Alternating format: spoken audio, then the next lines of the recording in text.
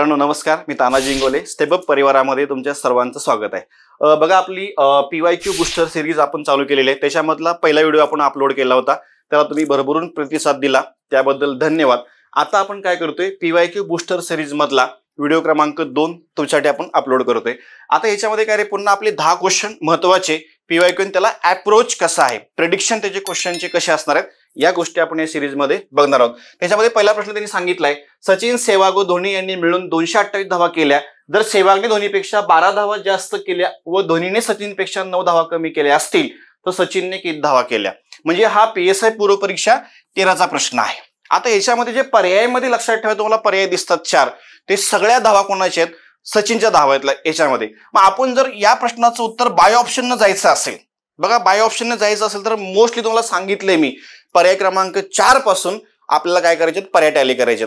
मग याच्यामध्ये पर्याय क्रमांक 4 जर आपण बघितला, हे सचिनने समजा म्हटलं मी, समजा सचिनने, हे बघ रे बाबा, सचिनने 78 धावा केल्या, तर बघा सचिनने जर 78 धावा केलेल्या असतील तर याच्यामध्ये एक वाक्य आहे, पुन्हा काय सांगितले, धोनीने सचिनपेक्षा 9 धावा कमी केल्या, म्हणजे धोनीच्या धावा किती असतील रे, मग धोनी बरोबर काय 78 वजा 9 धावा कमी केलेत त्यांनी, 100% 69 धावा या कोणाच्या असणार आहेत, धोनीच्या असणार आहेत। आणि याच्यामध्ये अजून एक वाक्य आहे, जर सहवागने धोनीपेक्षा 12 धावा जास्त केल्या, एवढंच वाचा, सहवागने धोनीपेक्षा, म्हणजे आपण सहवागच्या धावा काढू शकतो, सहवाग बरोबर धोनी किती आहे 69 प्लस 12, म्हणजे 100% सहवागच्या धावा किती असणार आहेत, 81 असणार आहेत। आणि सगळ्यात महत्वाचं वाक्य बघा, उलटा क्वेश्चन वाचलाय आपण पूर्ण, जर बाय ऑप्शन जायचं असेल तर उलट वाचत चला, आपण पटकन उत्तरापर्यंत जाऊ शकतो। आता याच्यामध्ये सगळ्यांची बेरीज म्हणजे 78 प्लस 69 प्लस 81, म्हणजे 78 प्लस लक्षात ठेवायचं 69 आणि प्लस 81 याची बेरीज 228 येत असेल तर 100% आपल्याला पर्याय क्रमांक 4 टॅली होणार आहे, किंवा पर्याय क्रमांक 4 आपलं उत्तर येणार आहे।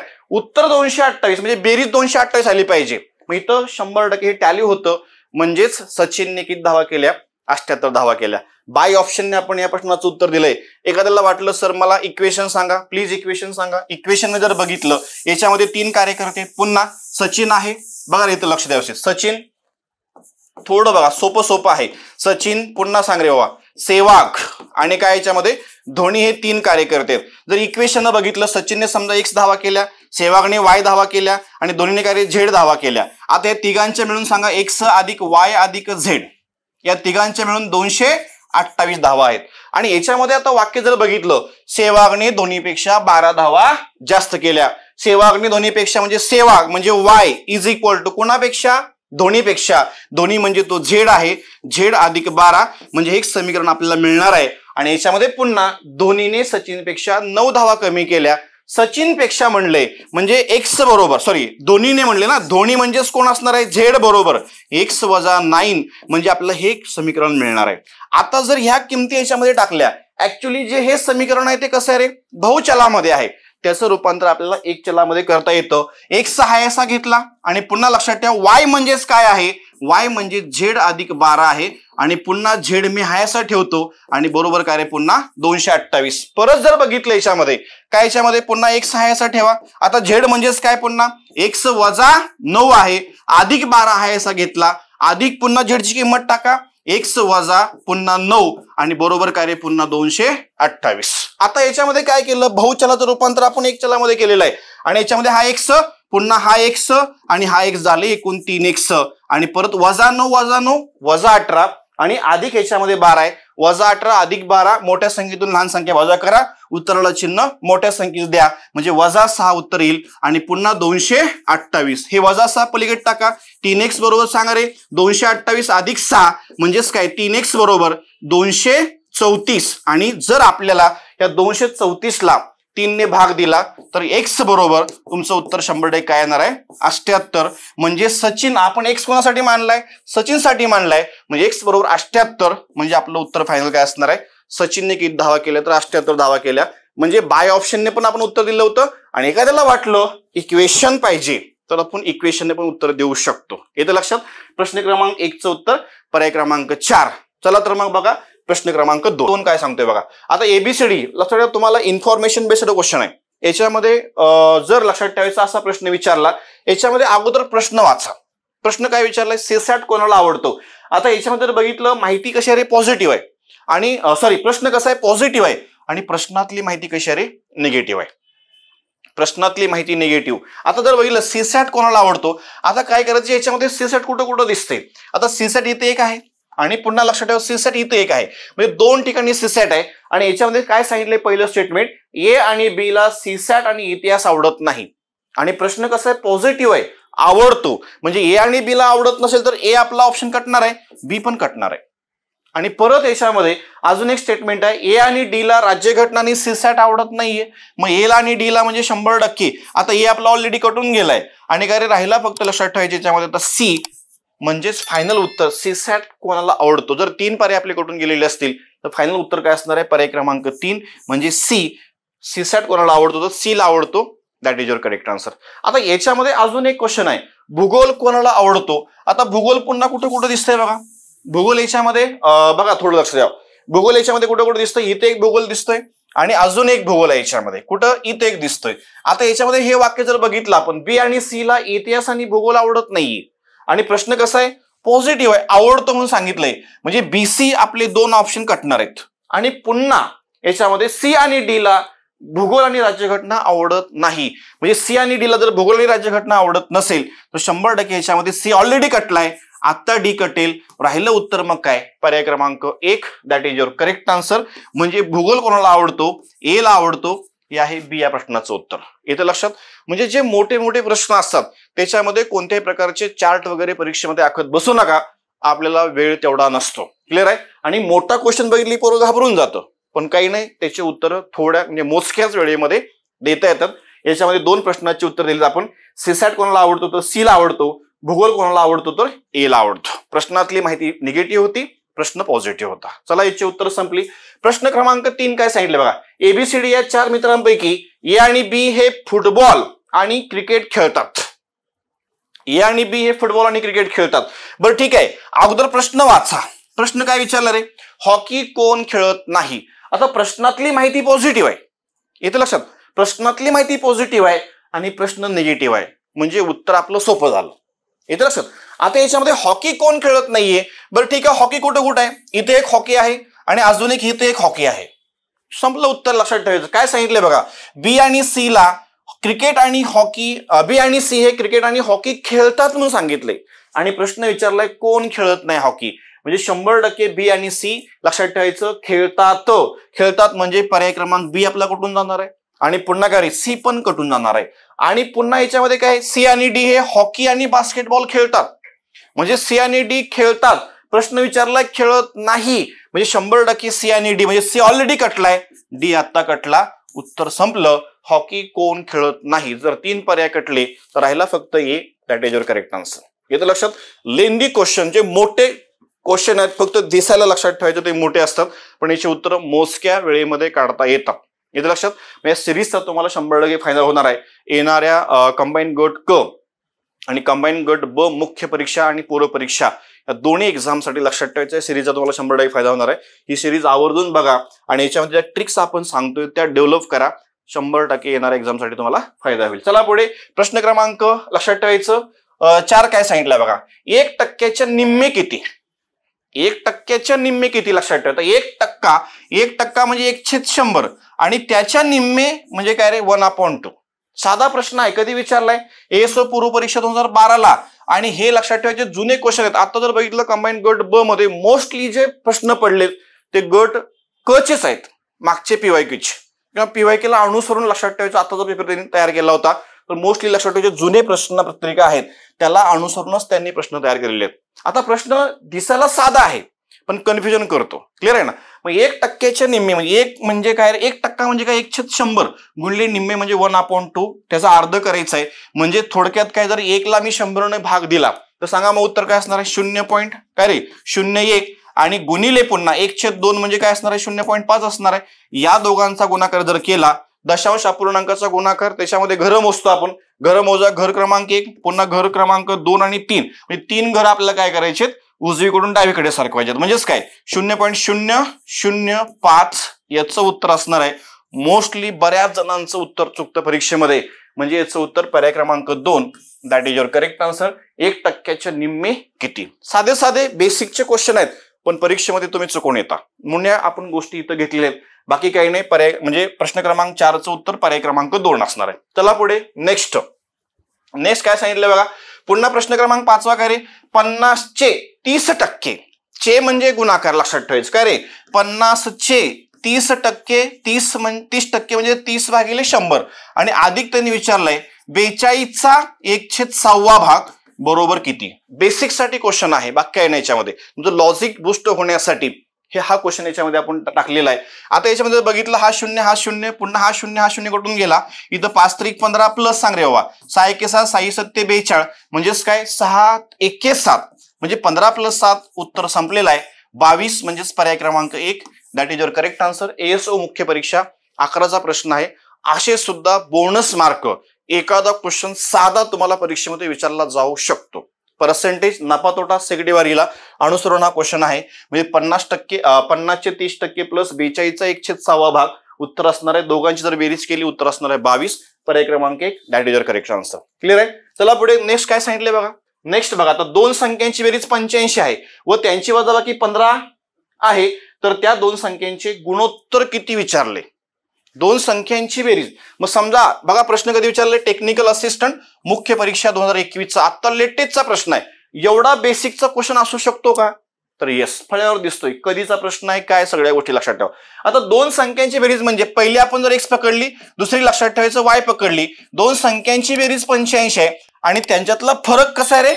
फरक विचारलाय x वजा y 15 विचारलाय. समीकरण नंबर याला 1 नाव देऊया, समीकरण नंबर याला 2 नाव देऊया. समीकरण नंबर 1 व समीकरण नंबर 2 ची जर बेरीज केली त्याच्यामध्ये काय रे हा अधिक y पुन्हा हा वजा y कॅन्सल होईल. म्हणजे 2x बरोबर हा 100 म्हणजे x बरोबर चला सोबत गुणाकारातली संख्या पक्षांतराने भागाकारत जाते. x बरोबर तुमचं उत्तर काय असणार आहे 50. जर x ची किंमत 50 असेल, जर दोघं मिळून 85 असतील किंवा तुम्ही x बरोबर 50 ची किंमत समीकरण नंबर 1 मध्ये जर ठेवली तर आपल्याला काय मिळणार आहे y. जर दोघांची मिळून किंमत 85 असेल, त्यातला एक घटक 50 असेल, तर उरलेला घटक काय असणार आहे 35 असणार आहे. म्हणजे त्या संख्या कोणत्या असा प्रश्न नाही विचारला आयोगाने. प्रश्न मुद्दाम घेतलाय तर त्या दोन संख्यांचे गुणोत्तर सांगा, प्रमाण सांगा. पहिली संख्या आपली 50 आहे, दुसरी संख्या 35 आहे. याचं प्रमाण म्हणजे 5 एके 5 5 0 0 पुन्हा 5 7 35 म्हणजे 10 7, that is your correct answer. म्हणजेच पर्याय क्रमांक 1 हे आपलं उत्तर आहे. विषय संपला. टेक्निकल असिस्टंट मुख्य परीक्षा 21. काय अडचण आहे, बाकी काय नाही. चला पुढे नेक्स्ट बघा. साध्या साध्या गोष्टी आहेत, विशेष काही नाही. अरुणने 12,000 रुपये भांडवल गुंतवून एक व्यवसाय सुरू केला. 4 महिन्यानंतर विनयने 15,000 रुपये गुंतवून भागीदारी स्वीकारली. वर्षाखेर या व्यवसायात त्यांना एकूण 2200 रुपये नफा मिळाला असेल, तर विनयचा नफ्यातील वाटा किती असेल. पुन्हा टॅक्स असिस्टंट मुख्य परीक्षा 15चा प्रश्न आहे. साधा आहे, भागीदारीवरती प्रश्न आहे. बाकी याच्यामध्ये काही नाहीये. एक याच्यामध्ये अरुण नावाचा व्यक्ती आहे आणि अजून काय रे याच्यामध्ये विनय नावाचा एक व्यक्ती आहे. बाकी काही नाही. याचं पहिल्यांदा तुम्हाला प्रमाण काढावं लागणार आहे. प्रमाण काढल्याशिवाय रेशो काढल्याशिवाय आपल्याला प्रॉफिट वाटता येत नाहीये. मग याच्यामध्ये जर बघितलं प्रमाण काढायचं असलं, अरुणची गुंतवणूक किती आहे 12,000ची आहे. तो पहिल्यापासून शेवटपर्यंत व्यवसायामध्ये आहे. वर्ष अखेर आता ह्याच्यामध्ये त्यांनी दिले बघा. वर्ष अखेर म्हणजे आपला व्यवसाय किती महिने चालला 12 महिने चालला. वर्ष अखेर म्हणजे 1 वर्ष व्यवसाय चाललाय. वर्षाचं रूपांतर नेहमी तुम्हाला इथं काय रे महिन्यामध्ये करून घ्यायचं असतं. 1 वर्ष म्हणजे 12 महिने म्हणजे अरुण पहिल्यापासून शेवटपर्यंत व्यवसायामध्ये आहे. 12,000 गुणिले काय रे 12. चला पुढे नेक्स्ट. विनयची रक्कम याच्यामध्ये 15,000 आहे, पण विनय त्यांनी काय सांगितलंय बघा. 4 महिन्यानंतर विनयने 15,000 रुपये व्यवसायामध्ये गुंतवले. याचा अर्थ विनय 4 महिने नव्हता. किती महिन्यापैकी 12 महिन्यापैकी तो 4 महिने नसेल, तर 100% लक्षात ठेवायचं तो फक्त व्यवसायामध्ये 8 महिने आहे. तुम्हाला कालावधी कळला, विषय संपला. भागीदारी टॉपिक सगळ्यात सोपा आणि भागीदारी टॉपिक मध्ये नेहमी जे वर्षाचं रूपांतर लक्षात ठेवायचं, महिन्यामध्ये करून घ्यायला विसरायचं नाही. बाकी तुम्ही पटकन उत्तरापर्यंत जाऊ शकता. रेशो आपण काढायचं. रेशो काढताना आता इथे विशेष काळजी तुम्हाला घ्यायची आहे. एकाच संख्येने भाग गेला पाहिजे दोन्हीकडे. आता हे 3-3 शून्य जर आपण कट केले येतं लक्षात. मग याच्यामध्ये पुन्हा काय रे 4 ने भाग देऊया. इथं जर 4 ने भाग जात असेल तर इथं पण गेला पाहिजे. याच्यामध्ये ही अट आहे. 4 2 पुन्हा सांगा रे 4 त्रिकम 12 आणि पुन्हा 3 ने भाग देऊ. इथं 3 चौक 12 पुन्हा 3 5 15 म्हणजे इथं जर 3 ने दिला इकडे पण गेला पाहिजे आणि पुन्हा बे 1 बे पुन्हा बे 2 4 म्हणजे 3 2 6 आणि 5 1 5 त्यांना होणाऱ्या नफ्याचे प्रमाण 6/5 आहे आणि त्यांनी प्रश्न विचारलाय आता विनयचा नफ्यातील हिस्सा याच्यामध्ये विनय किती आहे रे 5 आहे म्हणजेच काय विनयचा नफ्यातील हिस्सा म्हणजे आपला नफा किती आहे 2200 रुपयाचा नफा आहे आणि लक्षात ठेवा काय रे नफा गुणिले दोघांच्या गुणोत्तरांची बेरीज म्हणजे 6 5 11 आणि कुणाला वाटायचं आहे म्हणजे विनयचं प्रमाण किती आहे 5 आहे याचं कॅल्क्युलेशन हे 100% काय असणार आहे विनयचा हिस्सा असणार आहे म्हणजे 11 1 11 11 2 22 0 पुन्हा 0 म्हणजे 5 2 10 याचं उत्तर काय असेल 1000 म्हणजेच पर्याय क्रमांक 2 that is your correct answer. सोपा आहे भागीदारी एकदम सोपा टॉपिक आहे त्याच्यामध्ये फक्त कॉन्सेप्ट समजून घ्या आणि कालावधी याच्यामध्ये सगळ्यात महत्वाची गोष्ट कालावधी आणि त्याची गुंतवणूक या दोनच गोष्टी महत्वाच्या असतात आणि कालावधी नेहमी वर्षातला महिन्यामध्ये करून घ्यायला विसरायचं नाहीये. काही नाही याच्यामध्ये विषय पर्याय क्रमांक 2 या प्रश्नाचं उत्तर असेल. टॅक्स असिस्टंट मुख्य परीक्षा 15चा प्रश्न होता.